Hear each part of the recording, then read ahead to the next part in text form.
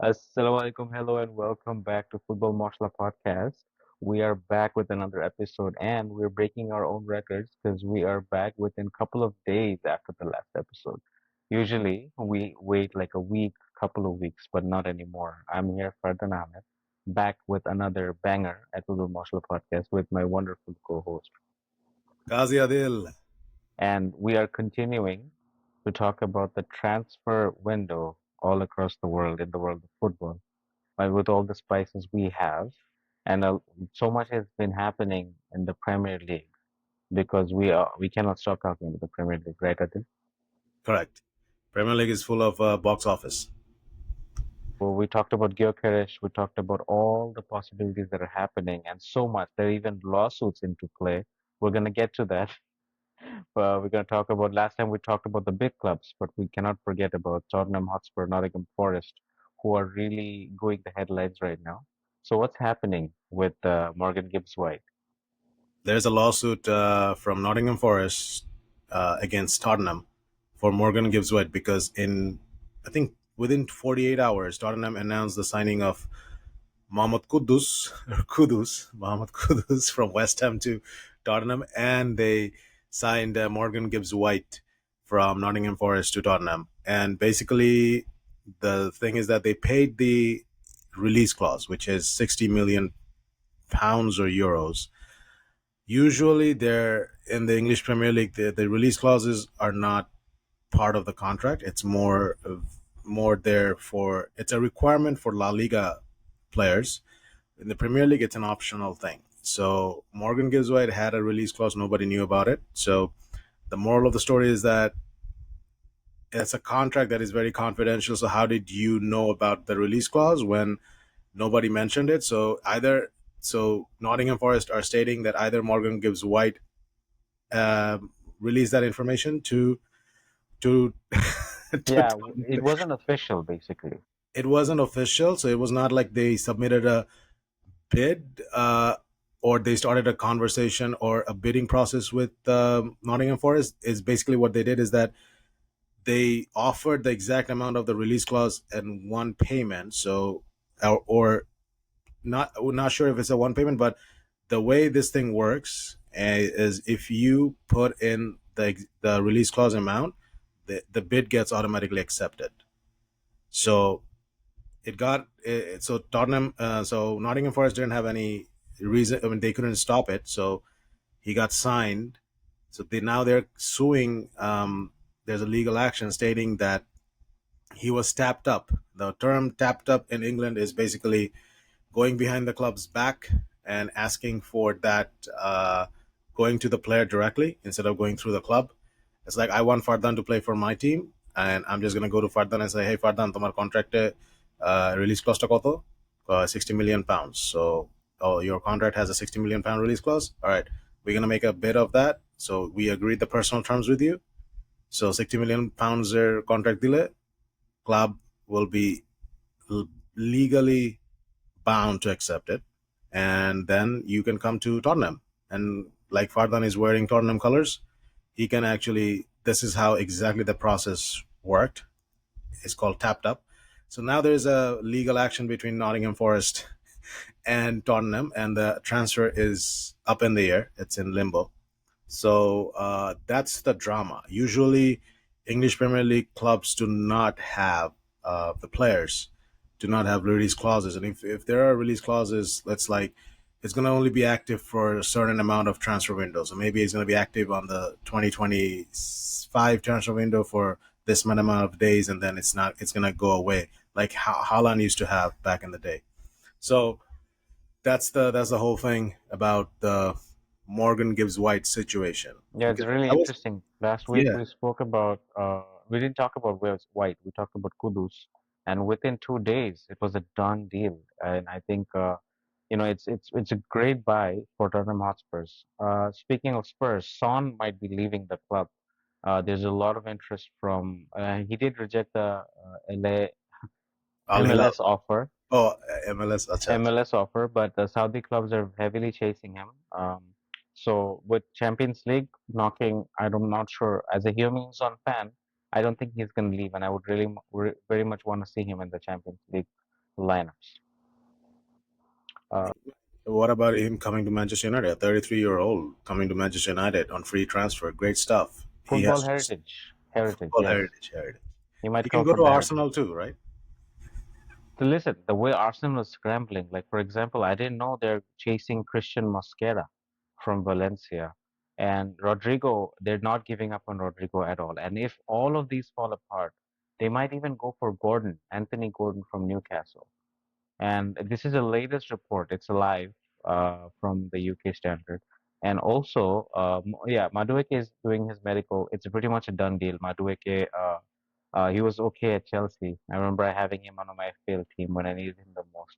But Madueke, I think it's gonna be good. But then again, he's either gonna be a Saka replacement or he's gonna fall back to the left side. But then again, if Rodrigo comes in, I'm not sure. Like there's a lot happening. But I think Mosquera is going to be a good buy for Arsenal if they do it because Mosquera has been tracked by a lot of clubs. Chelsea are were also tracking Ethan Nwaneri from Arsenal and Max Dowman and Morgan Rogers because we all know Nicholas Jackson and Kunku could be out of the door just like Petrovic. Oh, I think. By the way, Petrovic went to Bournemouth, Kepa replacement. But I think Waneri and Arsenal are actually negotiating on a contract right now. Um, Yes, Chelsea are trying to press before he signs anything. oh, okay. So uh, you want to talk about the Madueke part, right? Because let's talk about it. I see that Arsenal fans are not happy with that signing. Quite a lot of Arsenal fans are not at all happy. Uh, Based on the social media post, I'm saying Arsenal fans are frustrated, and there are a lot of jokes from other clubs. For example, Manchester United, Spurs, North London. They're all making fun of Arsenal. That oh, Chelsea rejects for sale. Chelsea rejects for sale. Who are you gonna take? And they were saying, oh, Sancho is definitely going to Arsenal because Arsenal always picks up Chelsea rejects, especially the trend that's been happening last couple of seasons. So well, I'm just going to give my 2 cents on Madueke. I think he's a very good player if he can stay injury free. He can play across the front, the midfield, so he can play left, right, preferably right wing, but he can play even as an attacking midfielder, so number 10. So I think he's a good signing, and it's not like that he's a Chelsea reject because he actually wanted to leave because Chelsea signed quite a lot of players like Delap, João Pedro, and all the stuff. So I think the manager Maresca actually stated that the player wanted to leave and they didn't want to stand in the player's way. So he wanted to join Arsenal, and I clearly think that whatever Arteta is telling these players, the vision that he's portraying, they believe that they can actually mount a serious title challenge or they want to win the Premier League this season, upcoming season. So that's what the players are. Because if you Jokeres, Madueke, and even Rodrigo comes in, that's like Arsenal and Manchester City and Chelsea is going to be the top three. Because Chelsea, whether you like it or not, their oldest player on the semi-final against in the FIFA Club World Cup was, I think, Christian Nkunku, who was 27 years old. So they have a very young squad, and they're signing a lot of young players. They're signing quite a lot of players, regardless. So, yeah. So Arsenal still, I think they're going to sign a defender, and then they're going to sign either Rodrigo or somebody else. Gyökeres to Arsenal is almost getting it's there. almost done deal. United may be announcing Mbumo anytime soon. It's been a dogfight for Mbumo, honestly, and I think Manchester United are desperate for Brian Mbumo. Even though I, as a United fan, think that they should focus on other aspects also. For example, the striker position and the defense. But the good news for Arsenal fans is that Waneri is definitely going to announce a new contract this weekend for Arsenal. So that's good. And what about Eberechi Eze to Arsenal as well? Yes, that's also something that Arsenal are doing. They're trying to get Eze. It's very much an expected offer is not formally sent yet, has not been officially sent yet, but it's very much up in the cards, and it very much will happen. And I feel like beside Odegaard, if Eze is there, he might be very lethal for Arsenal, even though a lot of people disagree with me. But I feel like Eze would be great for Arsenal. Arsenal squad that will be amazing if they can get all these players. Yeah, and I think Arteta would like someone like Eze. Then the question remains: then if you want Eze, then you're not getting Rodrigo. But then how Rodrigo, Eze, and Madueke fits into the current Arsenal squad? So Odegaard rotates. I don't think Saka rotates No, that I much. think what he's worried about is like how to manage the domestic cups, the Premier League, and the Champions League. So all these rotation would come into play. So because you know that the amount of matches players are playing has multiplied over the last couple of seasons. So I think Arteta is doing smart move by rotating all these options. Instead of Rodrigo playing our Premier League, we'll probably get Rodrigo on the Champions League side. And maybe for the local clubs, you'll have Eze and Madueke. And there's also, since we're talking about Crystal Palace and Eberechi Eze, there's been some breaking news about Crystal Palace that they have been demoted to the Europa Conference League from the Europa League that they qualified for by beating Manchester City in the FA Cup final. So by winning the FA Cup final, the reason is basically, in a nutshell, the details are very scarce, but in, to my understanding, the best of the ability, there the Crystal Palace they have an ownership structure where one a shareholder or one of the owners have a certain percentage stake at Crystal Palace and also Olympique Lyon, the French club that got relegated, but they came back. That decision was overturned. So, according to UEFA, which is a very much of a debate now, that one person with two ownership stake at two different clubs, they cannot play in the same competition in Europe. But technically, Girona and Manchester City played in the Champions League. They're under the same ownership. There's been other teams that played under the same thing. So Crystal Palace one is a little bit of a surprise. So that's a decision that UEFA actually dished out. And now we will see how this thing turns out. As of right now, I think they're having a meeting in New York. Crystal Palace owners. Should we? Should I go and just break some news now? They're having a meeting here to actually discuss what are the next steps. So Crystal Palace is that's another possibility.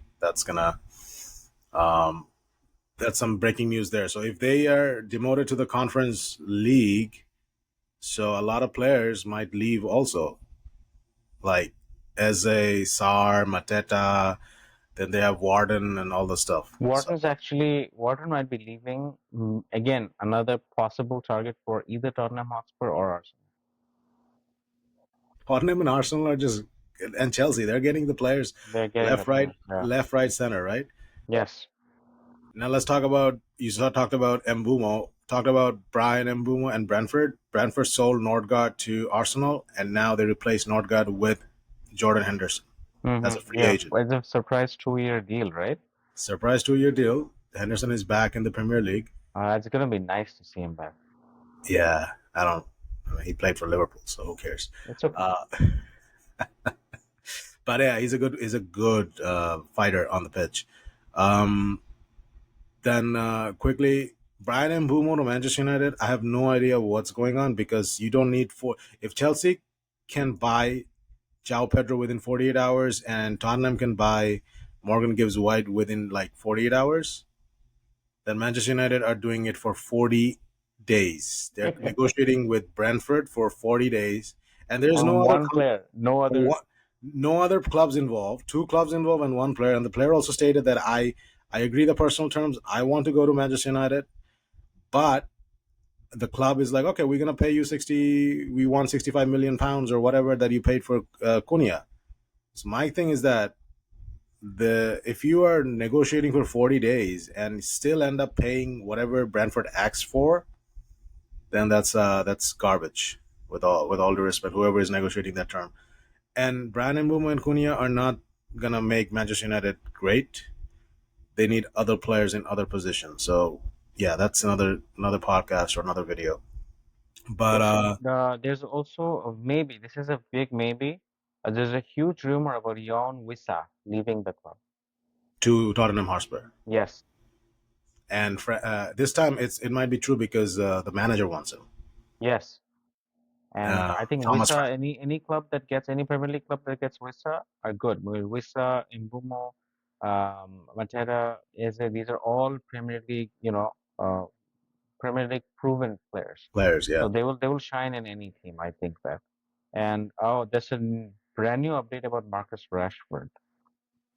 What is it? Hit me.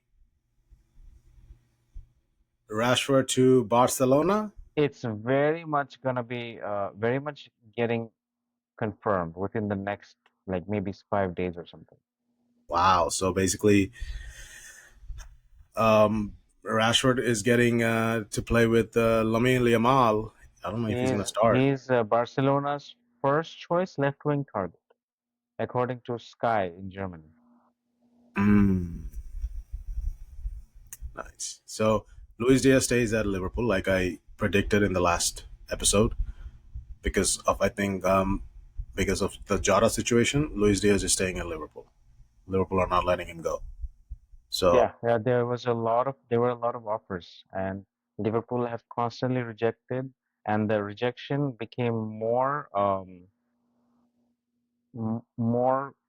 quicker, especially after Diego Jota passed. Before that, they were like, "Oh, we'll think about it," but after Diego Jota, they're not even considering anything for Luis Diaz. and then staying on Barcelona, Rashford, and then there's another one that's coming in. Rooney Bargi has just signed his contract at Barcelona. Is coming from Copenhagen. So if you guys are not sure who this player is, I have signed him on Football Manager in the past few episodes of the game, and he's a right wing player. And famously, should remember him scoring against Manchester United in the Europa League or last season in the Champions League, whatever. He scored against Manchester United. That's when a lot of people took notice. Rooney Bargi from Copenhagen when Manchester United played Copenhagen. The deal is valid for 2029. It's a 4 year contract. The official statement is expected to come from Barcelona soon. This is not the Rooney that played for Manchester United. This is the Rooney that scored against Manchester United. Uh, so yeah, it's Copenhagen, coming from Copenhagen. And another breaking news, I think, as per Fabrizio Romano, Hugo Ekitike from Frankfurt is actually attracting interest from Newcastle. Um, More Premier League clubs are also interested. Liverpool and Chelsea are also interested, and Saudi clubs Al Hilal and Al Qadsiya from Saudi. If I butcher it, my mistake. Sorry. Um, they are actually interested in Ekitike. So my theory here is this: if Ekitike is coming to Newcastle United, then Isak is going to Liverpool. Hmm. What do you I think? think Isak to Liverpool is going to be another monstrous deal. Uh, Towards the end of the towards the transfer, end, yeah, towards the end of the transfer window, it might be like a shocker because Newcastle is in no mood to get rid of Isak. Because to get rid of Isak, they would need an equally strong number nine, which they don't have, and they don't. I don't think Callum Wilson is part of Newcastle, or is he a free no, agent he's right a now? free agent. He's been offered to Manchester United. Yeah, Callum As Wilson was offered. There's a lot of free agents running around in the Premier League. Jamie Vardy, uh, Dominic Calvert-Lewin, Calvert-Lewin, there's so many free agents. Callum Wilson. Yeah, free agents. Um, yeah, and then there was another name I was just thinking. Oh, so speaking of a monstrous target, you know how Osimhen went on loan to Galatasaray, right? Yes. And Galatasaray has been fighting with Napoli to sign him as their player. But Manchester United, as soon as they lost Gyökeres, they want Osimhen. And Galatasaray is like, no, we want Osimhen. And Napoli is like a better offer and we'll do it. But Osimhen is very comfortable at Galatasaray. He's not sure about being in the Premier League. This is all, again, rumors. So we don't know where Osimhen is going to go. But according to the latest report, that Manchester United might hijack the Galatasaray deal for Osimhen. Manchester United. I think there's also a report that Oseman rejected contract offer from Manchester United. He doesn't want to go to Manchester United. So Yes, it's Oseman not to Manchester. official. It's not Yeah, official though. it's not official, but there's a rumor around him. But I think the main thing what we can gather from the news so far is that he's bound for Galatasaray, and Napoli is going for, I think, Garnacho. So Most likely, yeah, most most likely. likely, so There will Garnacho be a Garnacho McTominay reunion with Lukaku. with Lukaku.